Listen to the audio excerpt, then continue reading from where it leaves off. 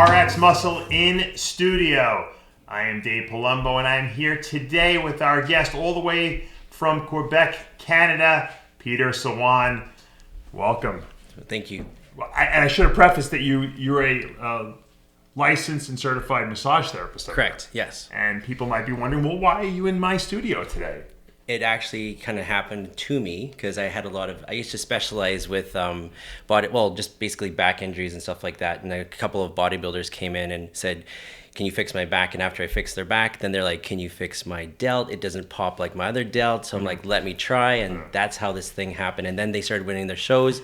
And that was their best kept secret for a while. And then I released a before and after picture of what I could do. And it just kind of turned into that. So I had never heard of you. And then one of my clients, Denny, up in Canada, said, yes. I got this guy who works on me. He's great. And I'm like, as a joke, believe it or not, I said, well, send him down to Florida. I said, if he wants to work on me, I said, that's great. And sure enough, he said, he's coming. And well, as soon as you did that, he sends me everything. He's like, dude, you're going to this. You have to go to this. And I'm like, okay, let's go. Let's make it happen. I'm at a stage, I'm 51 years old. I beat myself up. I have double shoulder replacement. I've torn my quad like 3 times, whatever. And my body hurts, and I don't have a lot of time to go for massage therapy like I used to. I don't train as much in the gym as I used to. I train a couple days a week. So for me, I feel beat up. So I'm like, you know what? I'm like a blank slate of disaster. So I said, if you can do anything to make me feel better, then I know that you're good. Yeah. And so when you came down here, I thought it was, first of all, it was a great move on your part to say, hey, you know what? I'm going to get on an airplane. I'm going to go down to Florida and show these guys what I can do. Well, your reputation kind of is about the science and breaking down stuff and understanding it from a different level, which most people is like, let's just throw it at them. If it works, put some more protein, put some more, whatever whey product or whatever it is. And, you don't necessarily know where it's coming from. So this is why thank you for the opportunity. I really appreciate it. Now, you worked on me for over 2 hours. Yeah. And it didn't feel like that. We kept I thought it was going to be, another 10 minutes. And then I kept looking at the clock and it was a half hour past, another half hour past, another half hour past. And it was, I'm a big case, obviously. You are actually, we should have had lunch breaks. Yes, we should have done an all-day massage. Because, breaking down your parts into quadrants and everything like that and fixing them, that's the one thing. These things didn't happen overnight. They sometimes do take a little bit more. But we did get some range of motion on your arm. Right. I was really impressed with that. Yeah, I can extend it up now. I don't know if you can see it on camera. I can lock it up. I couldn't do it before, so... my lats were so locked down from all the years of compensating because of my shoulder issues that, that definitely helped. It's funny, my wife said to you, she's like, you're going to need to do about 25 more sessions. And it's true. It's very true. But I notice a relief. It's almost like a euphoria, almost like runner's high feeling I have in my body now you took a burden off. You removed the burden from me that was on me. Everything was so tight, I didn't even realize it until you've allowed everything to kind of restore itself to its normal tonicity. Well, if you think about muscle, right, and how if something's not right, your muscle contracts to hold and stabilize that joint or that area, right? And I was completely in contraction. I was almost in rigor mortis. I had to check my pulse to make sure I was alive. I know. Well, I was going to say, how much time do we have? But when you release that muscle, it actually lets the blood flow better, right? Lets the interstitial fluid flow better, so you do feel a little bit more loose, and you feel like almost like you can feel the blood starting to circulate into that area properly, right? And that's where we have, muscle impingement, nerve impingement, and I think we're going to go into a little bit later on and talk about that, about muscle activation too. But the one thing was with you, even with your spine, going down the sides of the neck and everything, and just learning about where your spot was right there, you could feel it. We identified it, and then as we start to loosen it off, you should literally feel that looseness, and so that you're like, that is right there, you at least just spot on. And that's what it has to be, results driven. And a lot of people, they don't do that. They don't ask their client, what is this, how is this, where's your range of motion, let's fix it, let's test it. The problem with massage is it's very addictive, because you feel how good you get afterwards that you say, I need it more. I need it more. I need it more. And you probably do need it more, and that's the problem. But the problem is that there's different. It's not a problem. There's different massage therapists who have different techniques. Yeah. I have one friend who does ART. Unfortunately, all my guys are up in New York. Yeah. I have another guy who does this method. Another guy who does trigger points. You have What would you define your technique as? Well, it's definitely a fascia manipulation. The fascia, we have so Explain many. what fascia is to people. Well, fascia is a connective tissue on different levels, right? At first, it was just something that layers outside of a muscle for me, right? Until I understood that it also dictates the difference between each muscle and division, and then attaches it to the bone. And there's so many different layers of it. Right. So to be able to understand how it was, what I learned was how it restricts bodybuilders from getting gains, and I came from that angle. It's interesting because, when I was in medical school, we did gross anatomy and we were dissecting the human body. Yeah. We found out that there's a lot more fascial layers, like you said, and every single little piece of tissue has a name to it that we have to memorize in medical school. Yes. Which I was flabbergasted by, but luckily back in the 20s, in my early 20s, I had a good memory. But the point is that there's a lot of fascia there, and that this fascia can, what you were saying, is constrict down, and when it does, the muscles can't move the way they're supposed to. And you can't even get a pump, right? So for me, I learned how to be able to, like, if people just understood that muscles are 3D, I think most of the treatments that people throw at them are very one-dimensional. That's just right over top of it, going from origin to insertion. Yeah. But you have to realize a bicep actually kind of is like a mushroom shape. To go into that fascial shape to be able to release it gets the growth, because in order to get the muscle peak higher, you need to get it wider, right? And to have all those different things. So it really was just learning about what bodybuilders wanted and what they're looking for aesthetics, that I kind of started working and manipulating in this. And then it was like, this actually really works. And I'm more surprised sometimes, because a lot of times when people come in, they're their weak spots, right? They're what their judge's feedback was. I'm like, I don't have really good calves. I don't really have outside sweep. I need all this stuff. So me focusing on those areas, we were able to kind of make what it is, the results I get today with. Well, yeah, if you have someone, everyone has like scar tissue and adhesions in their muscles if you train, because you're building, you're damaging the muscle. It's impossible. And that's how you make muscles, by micro tearing, right? So I mean, a lot of times it's not anyone's fault that they have that. It's just something that you have to go after and fix. Yeah. Because if you don't, you could restrict your growth or restrict your ability to have range of motion on certain exercises.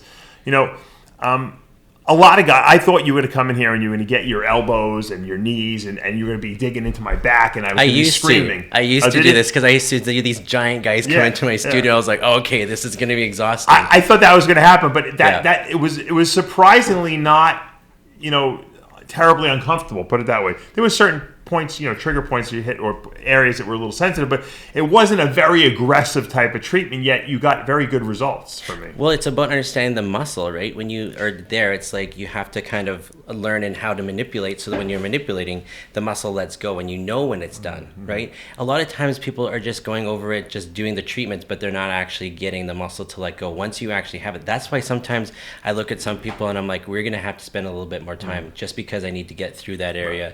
And really, again, it's results driven. I need to feel that, and you felt it too, when you're in the neck and you're like, I'm actually feeling this looseness already. So, and that's what I need, that feedback. I feel a little almost like drunk right now, which is good, I guess. But talk to me about, you have a technique and that you, I guess, would call resetting the muscle. Yeah. Explain what that is exactly, and what scientifically is going on in the muscle when you're doing this. Well, when people have muscle, I mean, you base off, bodybuilding by muscle memory, right? You do an action, it reacts a certain way. So a lot of times when you have an injury, that muscle doesn't forget that injury. It still has it.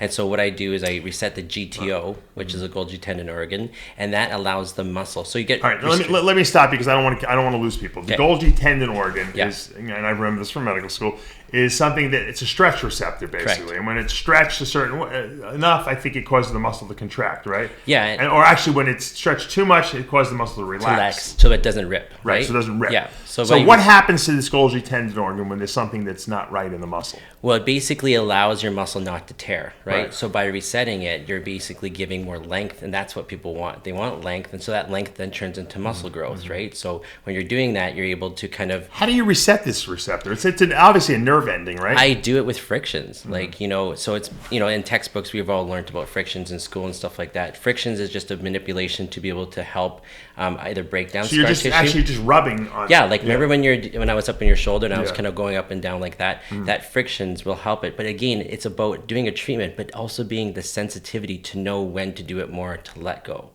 right? And so that ability just comes with time and ability to work with your client, and that's where the results were too. So when I'm doing this, it just takes that time and ability to just get it now, done. I mean, I have to imagine you have millions and millions of Golgi tendon organs with all the muscles in your body. So you're obviously releasing or resetting some of them. You're not going to reset them all, obviously, Correct. right? I mean, but you're working or you're targeting areas that are of I guess you could say, problems on people. Well, when you have a weak spot and you have something that's gone wrong with the muscle, then we have to strengthen. Every time you've gone to a physio, your physio is going to be like, oh, we have to do this, but then we have to strengthen that area because it becomes a weakness. You have atrophy.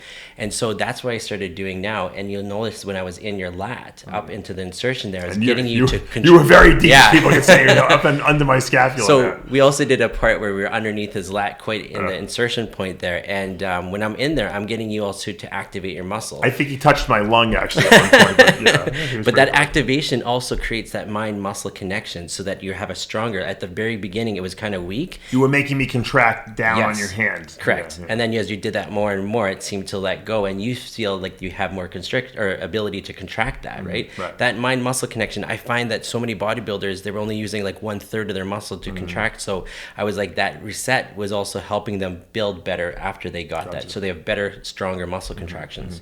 Now, you've been on the road lately. You're from Canada, but you've been traveling around doing different, cities. And how do you get like the people like in the different cities? You just post it on your website and people know and they sign up, or it's through Instagram. I have people email me, hey, would you come to our city? And I'm telling them, okay, you get 20 people together. Gotcha. So people have to get a bunch of people together, their friends, which is not hard if there's bodybuilders. No, and it's usually just a gym that wants to come in. So I get some spots. Sometimes gyms hire me to come out to do like an information session and do treatments on their clients for a certain price and stuff. I haven't been home since April, to tell you the truth. Oh, so you've been really traveling a lot. After this, that I do Pittsburgh, then I'm at Olympia. I'm really hoping after Olympia I get a little bit of time off. I can just go to Mexico, turn off my Wi-Fi. Right. Who have you worked on any people that we would know in the industry that you want to mention? Yeah, Larissa Reese is a strong believer. I love her. Larissa, and she's taken me down to Vegas a few times. Does she feed you at the Protein House? Oh my god, that's actually, she sponsors me. So every time I go down there, all my food is taken care of by Protein House. So I've never Larissa, I'll massage you for free meals. Come on, man. No, she's amazing. I love her. And then Latoria Watts. We love Latoria too. Yeah, she's so big friend of the show. So she's like all these different people. I just kind of, it gives me time to educate what they do because it is something new. It is a little bit harder. So you kind of have to step back sometimes and let people talk, and then it gives you that opportunity. And usually it's results driven. So I just kind of have to really, just win them over, and make it happen. So well, the good thing about massage therapy and the technique that you do is you feel it right away. Yeah. So I mean, you can't fool anyone. You're not like saying, well, you should feel this, but either they feel it or they don't feel it. I feel results. I mean, so I know that whatever you did to me worked. And this is the one thing about bodybuilders: you can't BS them. No, you can't. If they're not going to come in and see results, or they don't get to get pumps for 3 days afterwards, you're not going to be able to get that continuation. How do you prevent from getting burnout as a massage therapist? Although I'm sure you love what you do, but is there a level? Because I know I'm greedy, so like if I had like 100 people, I would massage them all because I'd be like, I don't want to turn the money down. And you know what? That's exactly it. You continue to go and go and go. And I have baths once a night. That's pretty much all I have time for. I have a bath. I get up in the morning and then I go right back at it because I usually try to fill as many people in a day as possible because I'm only there for so many days. So I try to make that happen. But the one thing from burnout, it realistically is just having opportunities to meet people like yourself that drive you to that next one, and then I have another person that will send me an email of all the things I helped them with, and those are the things you pick up with, and that's what carries you with your life in any circumstance. Well, it's nice to be able to fix people. I'm a fixer. I'm an emotional fixer, or a diet, a physique fixer, but you're fixing injuries, and so of course if people get results, that it's like it feeds your ego a little bit in a sense. That is the best way that it would. I enjoy that more than anything else. I don't like Instagram and stuff like that. You'll see those different things, but that's not real life, right? Real life is actually helping someone maybe even just externally rotate their shoulders so that they can get better range. Well, my problem was that for people who might not know, I think everyone knows because I talk about it all the time. Is I needed a shoulder replacement for 18 years, and I put it off. Yeah. Because I wanted to wait till the shoulders got better, and I got a little older. So my body developed so many compensatory mechanisms of locking down my lats and my shoulders and my traps, and so that now I have 2 new shoulders, but I wasn't able to move. Yeah. Because I was still a little locked down. So now, now I'm starting to work on exercise form in the right way without having to worry about pain.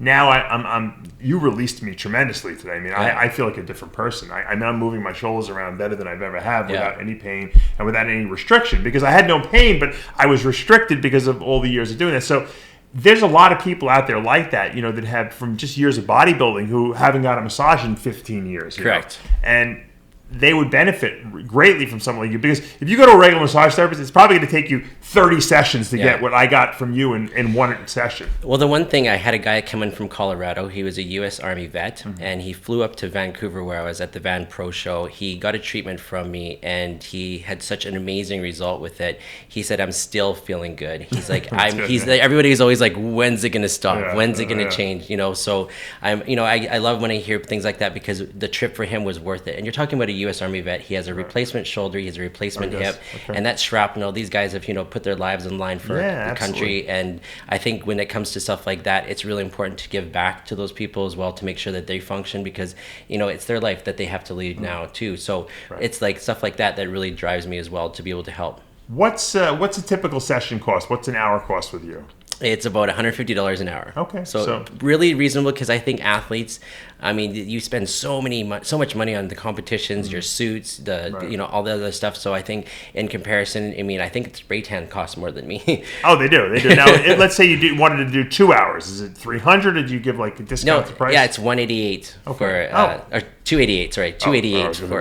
Whoa! I was going to become your manager. I was going to say, don't give it away that cheap. But I think for 2 hours just for doing that. Again, a lot of times when I'm using people, it's for their ability to teach me more as well. So when someone comes with a new injury, I'm like, just having that time to be able to fight it out, because everybody's injury is a little different. Absolutely. And obviously that's your forte, is figuring out what the person's injury is. The great thing is I knew what wasn't working on me, but I didn't know how to fix it. So I said, well, you go ahead, fix it. Here's my problem. I know. And people give me a list all the time. I didn't want to overwhelm. I had so many things to tell you. I didn't want to overwhelm you, so I try to pick the things that were the most prevalent. Just be like, start from the belly button up. I just was able to just start training my shoulder, because I had the surgery did my last surgery in December on the right shoulder. So I'm just starting to train, and I'm starting to see what my weaknesses are and where I have problems. And I think now, after you worked on it, I feel like I have a much better mind-muscle connection with that area. And it'll be interesting to see over the next 2 months how my body progresses. Now, what's the next city you have planned right now? The next city is Pittsburgh, apparently. I'm going to be going there to work some people before their show and stuff like that. But I guess before the North American? Yeah. Okay, so that's perfect opportunity. There's going to be 1 million bodybuilders in Pittsburgh. Yeah, I'm excited to go walk around and just enjoy it. I think it's a 5-day show. The North American Championships is people are like, Dave, how come you don't cover shows? And I'm like, do you think I want to be at this show for a week? I can't even imagine. I can't believe I'm saying it, because back in the day, it was a 1-day show. Now it's a week process. You get the weigh-in the day before, and then most people get there 2 days before. I'm gonna have to come in a long time before. Yeah. Well, I mean, you got to have a lot of business. That's for sure. It doesn't hurt to go there. Plus, you'll have the people who are there just supporting the other bodybuilders. You might not be working on the people in the show, but there's a lot of bodybuilders there who are just hanging out and need work. So, well, it's funny, because every time I tell someone something, I don't remember. I forget that people are listening to me, and then all of a sudden it gets public knowledge, and then I'm like, okay, and you're kind of being forced now to do, because you can't say no. Sure. So, Peter, people sign up on Instagram, or your website? My website, petersawan.com. petersawan.com. Sawan. Yeah. Sawan. He told me before I had to show how to pronounce it. And it's Alberta, not Quebec. Oh, it's Alberta. What's the difference? Oh my God! Don't let anyone from Canada hear you say that. Nicole Ball's going to kill me now because I said that. Yeah, she's from Red Deer, so she's a little. No, I know. All right, so the website is petersawan.com. petersawan.com. Sawan.com. The Instagram is Muscle Medic Aesthetics. When they go to your website, what part of the site do they go to sign up? Just book now. So, if I'm not in the city, basically email me to find out how you can get me into your city. Do you answer the PMs on Instagram? Correct, okay. I do. I am literally up. I get 180 a day now. Oh, wow. I'm sure after your show, I'm going to have to hire someone. But you know what? That's good, because you know what? This is helpful for people, because I know I have a lot of clients myself that are like have a lot of like overuse injuries or have like weird things that I don't know. I tell them to go for ART, and some people get very good results with ART. ART is really good. I love it. I know you're a big advocate of it as well. But this is a little different, this technique. You know? Yeah, the technique is kind of towards me because it wasn't designed for anything other than bodybuilders. It was designed for opening so that people get gains, right? It was opening that fascia in different areas that people had problems with. So it really wasn't anything. It was just a technique that I kind of just drived. And then from traveling, I realized nobody was doing this, you know, with the skin tightening and all that other stuff. Nobody was doing it. So I was like, oh, okay. And then people were like, this is your technique. You do some other sculpting techniques using, once again, breaking down fascia to bring out musculature a little bit more. Yeah, I could redesign the pec if you have that area, because a lot of times people have just differences, and when you're standing on stage, it's very adherent that you can see the difference between that. And when you flex and you're dehydrated, you can really see that. So during their off season, that's when I can sculpt everything and make it look centered, like have the. Look, I feel great. I just want people to know I got a lot of great results, from the 2 hours that you worked on me. And I want to thank you for coming down, flying down all the way from Canada, and getting ripped off by a couple people that you try to buy a table from. Oh yeah, that was horrible. I would never put you on the table. That would be. He bought a table that was like that. He put his finger on it, and the whole thing collapsed underneath him. So we wound up on my conference table, which was very. Back in the day when I had two bad shoulders, it was very uncomfortable. I didn't know where to put my shoulders, but now I'm actually comfortable. So it worked out fine. Most of the stuff is actually done standing up, which I found interesting. You had me standing doing most of the therapy. Just because the way your muscle sits, right? And to activate muscle, you sometimes have to be standing up. Right. And I need to see how the aesthetics are looking so that I don't even you out. And my aesthetics are horrendous. So thank God that you were able to because sometimes it's hard to visualize. I'm a little crooked. This one area this is a little lower. This trap, this one's higher. So to stand, you actually can see what the problem is, right? Yeah. And it's interesting too, because what you already see, I don't like to hear about, obviously there's injury and damage and stuff like that, but it's about me getting in there and just finding out how much a result. We kept on going at it, right? Before you got that release, before you got that range of motion, before you got that muscle activation, right? And sometimes you don't hit it right away. So it's about finding that. It's not about the body telling you. Well, the body tells you, but it's about having that result right there. And so when you had that and you're able to really get that flex and contract, that's also identifying a weak spot in your body that you may or may not note of, because it was quite high on the lat too. Yeah. Well, Peter, thank you for coming down once again. Check out his Instagram. Check out the website. Sign up. Book your trip. He's going to be at the North American Championships that whole week. So if you guys want to, sign up for a session with him, I highly, recommend it. I found, like I said, a tremendous amount of relief. I feel really good just sitting here now. I'm going to miss him when he leaves. I wish I had another session with him. But I am here to the 25th, so that might happen. Oh, okay. So maybe I'll sneak another one in, before it's all said and done. And if you had to recommend something, if people are suffering, and maybe they can't get you to work on them, what would you say is the best thing that someone could do at home to work an injury out or release something that's all bound up? That is a loaded question, and I don't know. Basically, if we design foam roller, foam rolling balls, like different sets of balls, like lacrosse balls are really good. Lacrosse balls are really good for piriformis, QL, those different areas, and then also foam rolling all over the place. I think bodybuilders are so big they're scared to get on a foam roller because they do not want to look stupid. I get on a foam roller, and I'm like, I can't balance myself on the thing, and I'm always afraid it's going to hit a sensitive area of my spine. But it does. Once you have to start slowly. You can't just get onto it because it's almost too much of a shock to your body. And the thing too is when you're on a foam roller, you're down there and it hurts. So you don't want to look like a weak guy. So you're like, oh yeah, I'm just gonna roll this out. But once you've done it a couple times, just be familiarized. Do it in privacy of your own home. Do it. Don't. Oh no, I don't do it at the gym. I do it at home, and then my kids jump on top of me while I'm doing it. Or your dog attacks your foam roller. I've had that too. So all these different things. Use what is around you. Understand that when you hit your elbow, what do? You rub it until it feels better. Just that's realistically what we're doing, but we're just taking it steps further than that to be able to rehab people. Well, very, very informative little session here today. Once again, if you get a chance to work with this guy, I highly recommend it.